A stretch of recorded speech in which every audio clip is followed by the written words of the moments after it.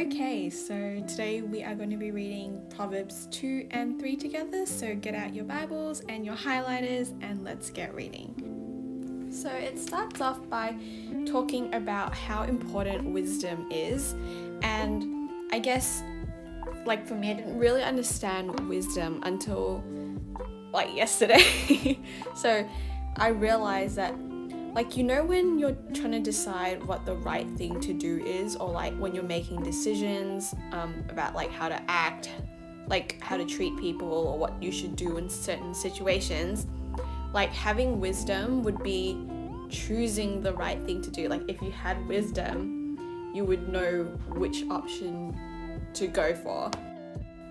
And I think something really important to note about wisdom is it actually says in verse 6, "For the Lord gives wisdom, from his mouth come knowledge and understanding." So like true wisdom will come from God.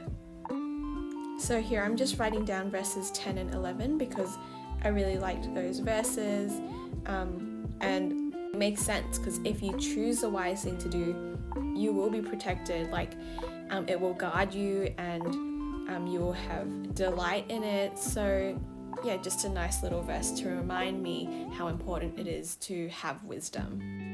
And just here I'm circling some things that it says wisdom will protect you from. So it's like evil, perversion, crookedness. It will rescue you from a forbidden woman. So it makes sense, like wisdom will stop you from going to bad relationships. The author then writes that if you keep the commands, they will bring you many days of full life and well-being. And then one of the first pieces of wisdom he gives is to never let loyalty and faithfulness leave you. And that these things will bring you favor not only with God, but also with the people around you. Then on to verses 7, 8, and 9, it says that if you're not trying to be wise by your own strength in your own eyes and you go to the Lord for wisdom, that it will bring healing for your body and it will strengthen your bones. And then verses 13 to 18 is talking about how wisdom brings happiness, and I just went and highlighted all the different words and things that it said wisdom would bring, and made a little map around the word wisdom on my page.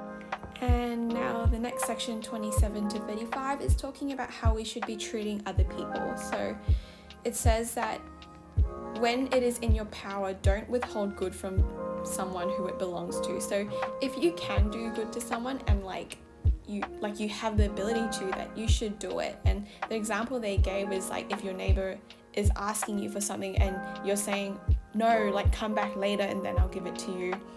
When you already have the thing you can give, you shouldn't do that. You should just give to people when it is in your power. And I like that from verse 27 because, you do as much as you can and that's it. Like if you can't do it, that's not within your scope anymore. And then the next part is talking about not like harming or falsely accusing anyone.